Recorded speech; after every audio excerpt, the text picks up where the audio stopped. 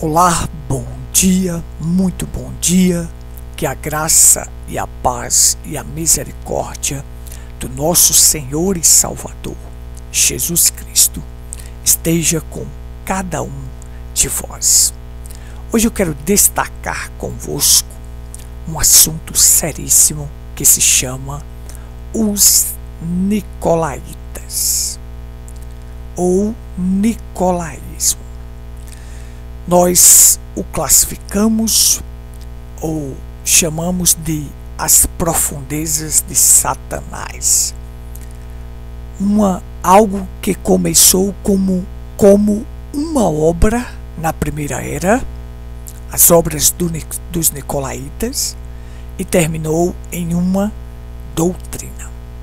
Eu quero destacar com vocês o Nicolaísmo dentro do catolicismo, dentro da mensagem, ou dentro da denominação e dentro da mensagem. Nós vamos estudar isto claramente, porque dentro da mensagem existem muitos Nicolaítas.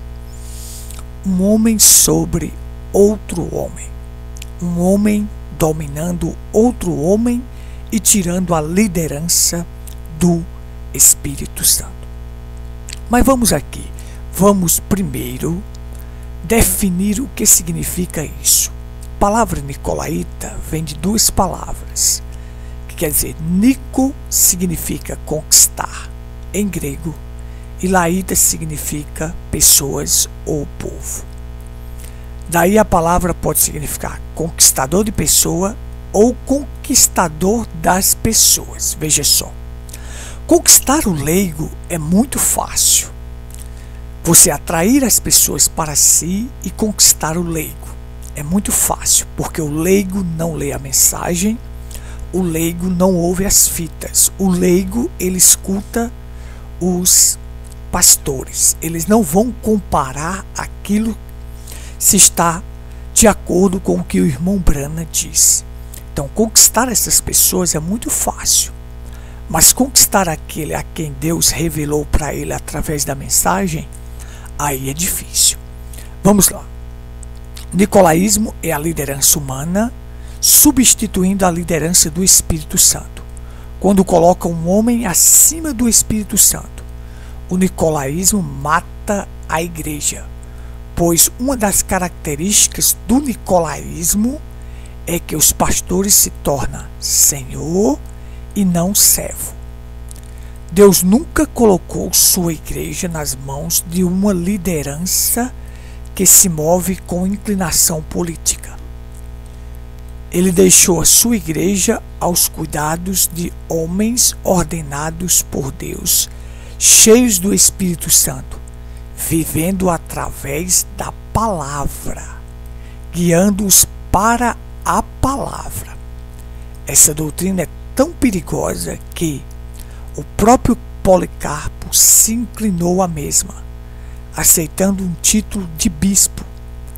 Por isso ele não pôde ser o mensageiro para a era de Esmirna.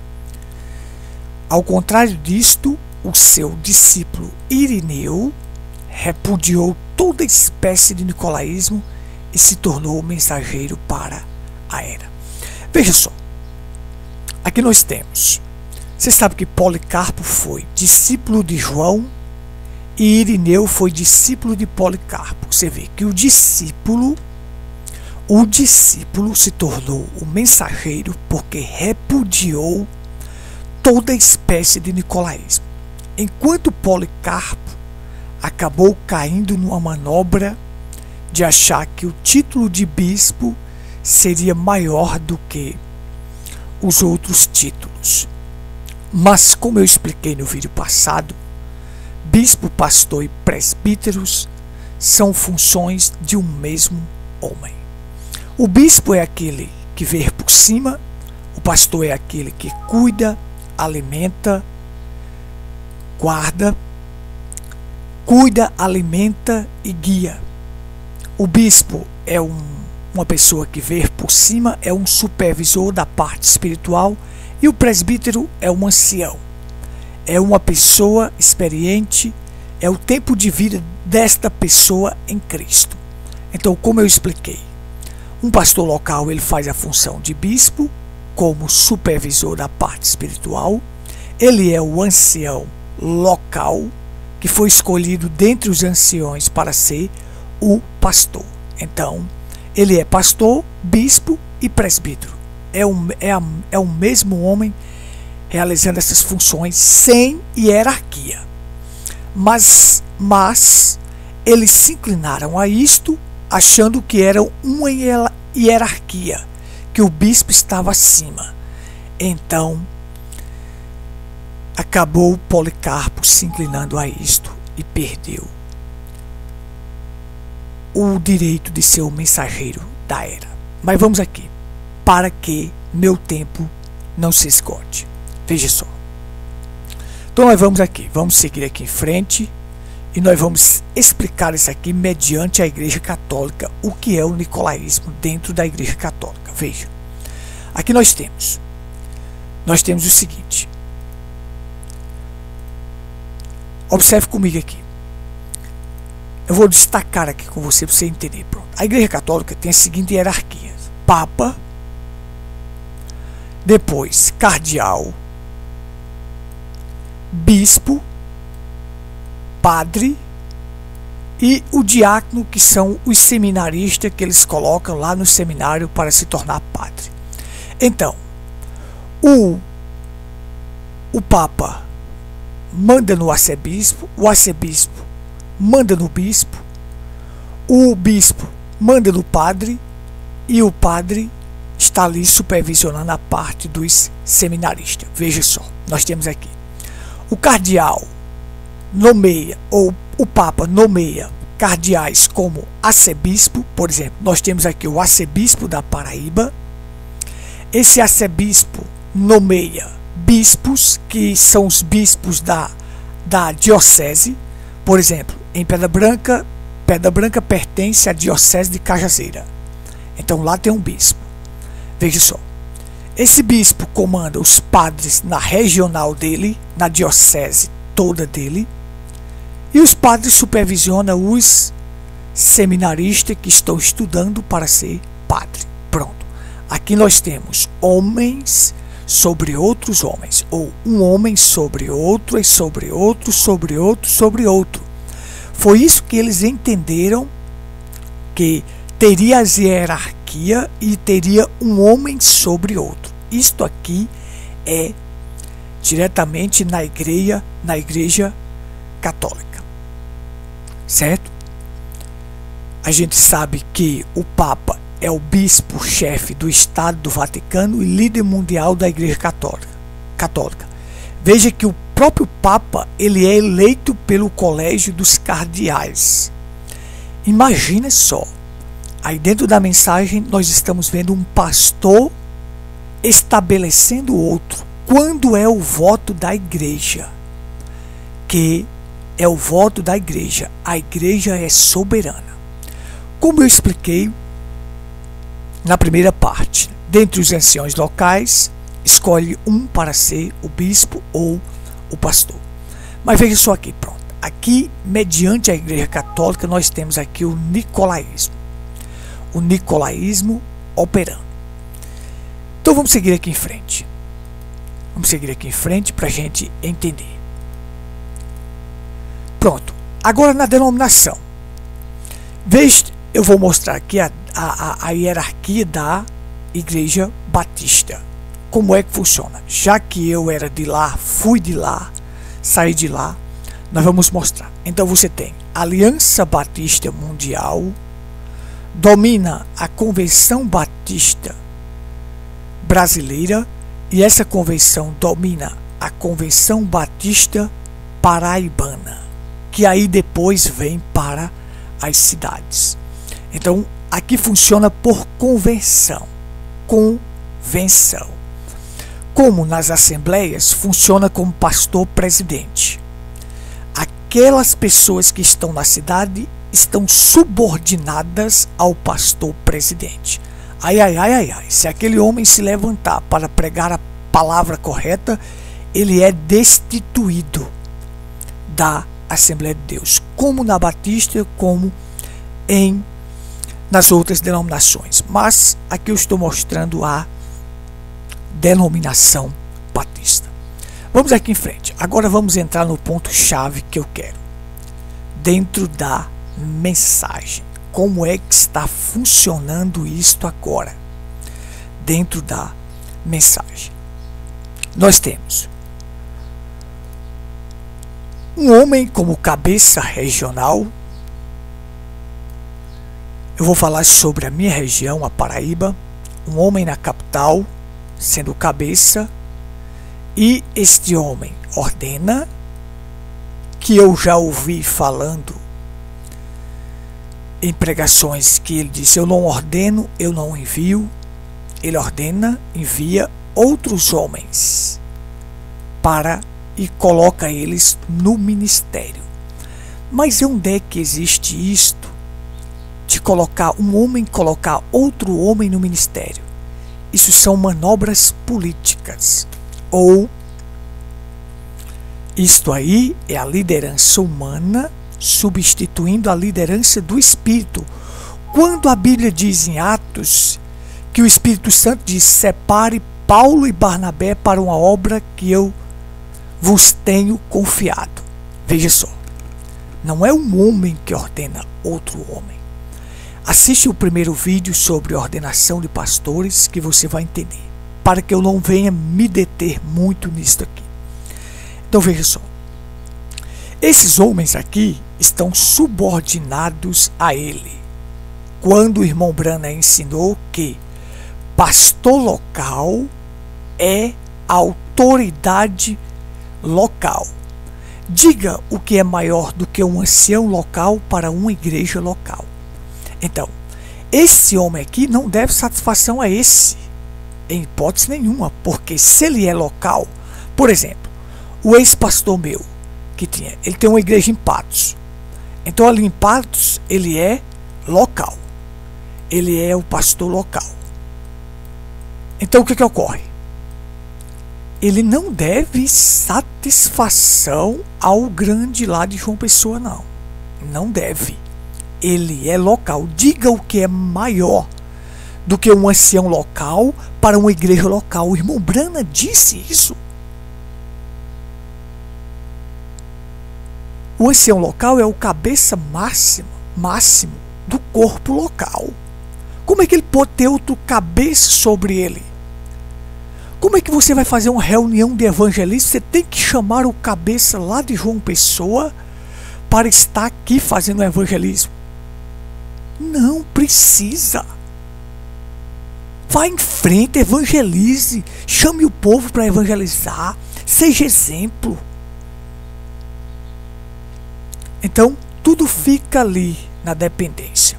Por exemplo, deixa eu contar aqui um exemplo claro. Aqui em Pedra Branca, como eu já falei, fui eu que fundei o trabalho. O meu ex-pastor, ele nunca evangelizou, nunca resolveu o problema, nunca chorou junto, não fez nada disso. Veja só.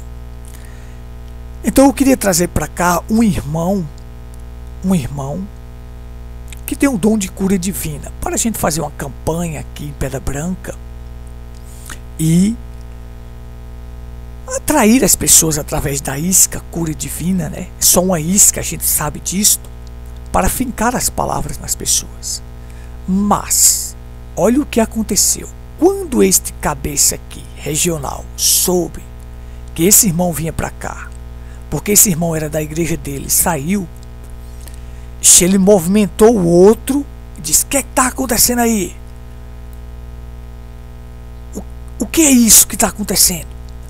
Então o outro partiu de lá, veio a Pedra Branca rapidamente para desfazer a reunião, porque não pode,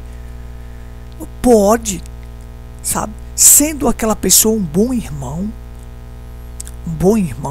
e a gente estava atrás do evangelismo, mas não pode. Porque eles não têm o dom, não opera dentro da igreja, então eles querem rechaçar aqueles que têm, querem barrar. Quando o irmão Branham disse que todos os dons deveriam estar na igreja local. todos os dons deveriam estar na igreja local. Mas não tem. Então vamos seguir aqui em frente, para você entender. Você entender claramente. Veja, eu quero destacar aqui alguns pontos principais para você entender. Veja. Depois que o espírito nicolaíta toma posse de um grupo, então o mesmo muda completamente, já que os leigos passa de senhores a servos dessa suposta liderança. Portanto, este grupo se transforma em uma denominação, uma religião organizada, e automaticamente o mesmo morre, pois Cristo a vida sai do seu meio, e a partir deste momento já não será mais o Espírito Santo quem está agindo na liderança, ordenando ministros ou diáconos ao ministério, mas será apenas homens ordenando homens, pois a palavra foi rejeitada neste grupo. Agora Icabode, foi-se a glória de Deus deste lugar. Porém, se existem eleitos no meio deste grupo, eles sairão do mesmo, seguindo a luz, como Israel fazia no deserto quando a luz deixava o acampamento. Agora veja só. Por que a igreja hoje está vivendo Icabode? Lá se foi a glória de Deus, porque o sacerdócio está errado. Um homem não pode colocar outro homem no ministério.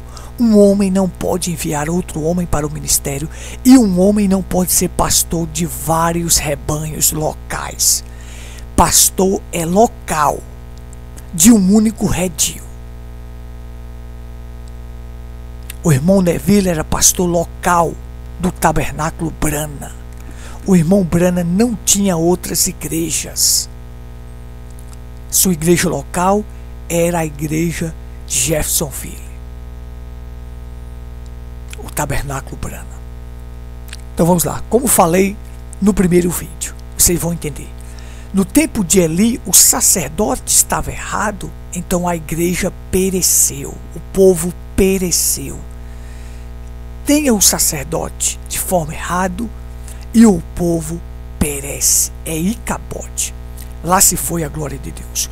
O próprio profeta diz na mensagem, série Israel e a igreja, ele diz assim: e Moisés viu a glória de Deus. O que é a glória de Deus?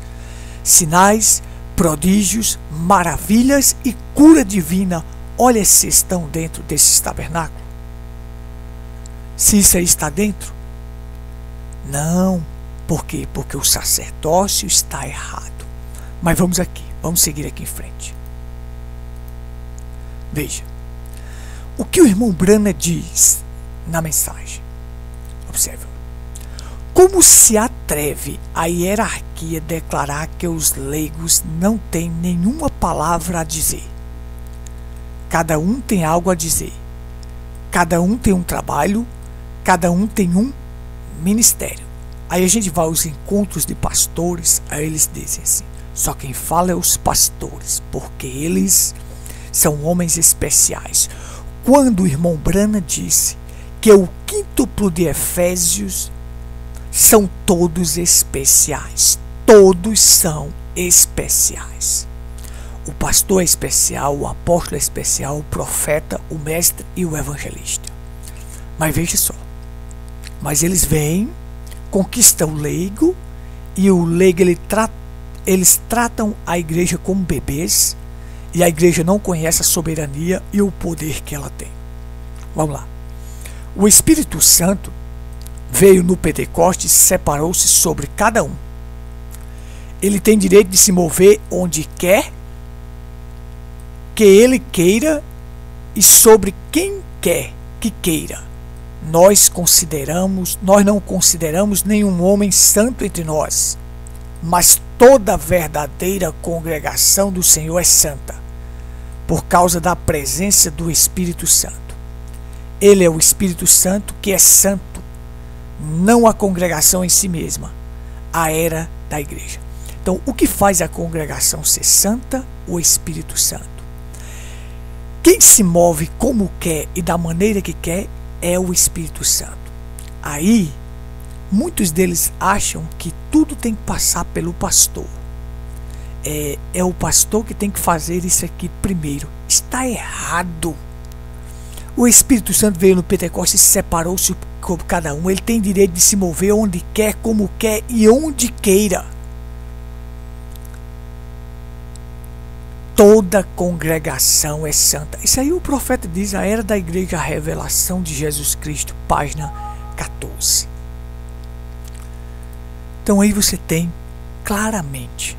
Vamos aqui, para eu concluir a reflexão. Observe o que o profeta diz aqui, na mensagem. Pegue a mensagem e leia. Não seja dominado por homens. Pegue a mensagem e veja o que está escrito. Tempo da colheita, 115. Não coloque um bispo por cima disto. Deixe o Espírito Santo ficar sobre isto. Veja, o Espírito Santo foi enviado para conservar as ervas daninhas e coisas fora. Não o que o bispo pensa, ou supervisor, ou assim por diante. É necessário o Espírito Santo para guardar aquela igreja em sua condição. Quem é que guarda a igreja na condição? E porque nós temos mais de 40 anos, pastores batendo no peito aí, que tem 40 anos de ministério, não levou a igreja, não passou a igreja da justificação.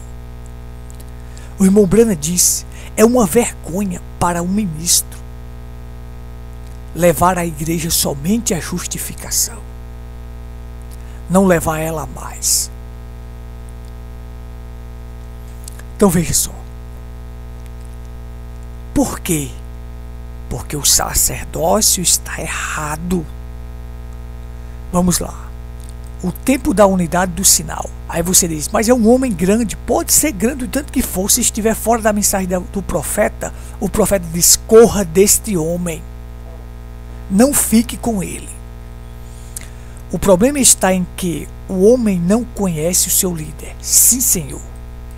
Eles se ajuntam ao redor de uma denominação, eles se ajuntam ao redor de um bispo ou de um homem, mas eles não se ajuntam ao redor do líder, o Espírito Santo e a palavra. O tempo da unidade e o sinal. Então veja, as pessoas se reúnem ao redor de um homem para aquele homem dizer a ele. O profeta diz, quando você toma um homem para confirmar sua palavra, no lugar do Espírito Santo, vocês morrerão ali mesmo. Então veja. É isso, eu vou parar por aqui para que o vídeo não seja extenso. Depois nós voltaremos com o assunto um verdadeiro pastor, que devemos ficar ao lado dele. Então que Deus vos abençoe. Lembre-se, não estou aqui tirando o chamado de homem nenhum. Não estou aqui para se projetar.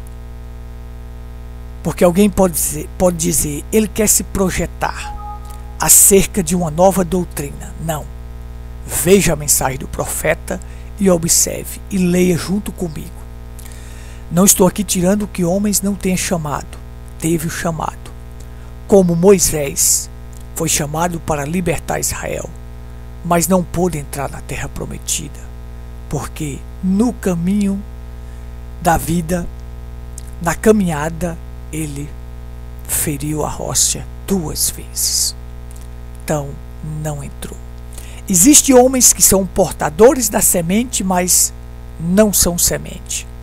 Ou seja, existem pessoas que portam a semente, que tira as pessoas do Egito, mas não entra na terra prometida. Essa mesma pessoa que tirou não consegue entrar, enquanto aqueles que ele tirou entra. Porque dos 2 milhões, Josué e Caleb entrou. Eram apenas jovens e entraram na terra prometida. Veja só, que muitos daqueles que caíram no deserto portavam a semente nos seus lombos. O germe de vida estava neles. Mas eles eram portador da semente, mas não era semente. Os filhos deles, que nasceram no deserto entraram na terra prometida e eles caíram no deserto. Então que isso te ajude, um forte abraço e que Deus te abençoe grandemente.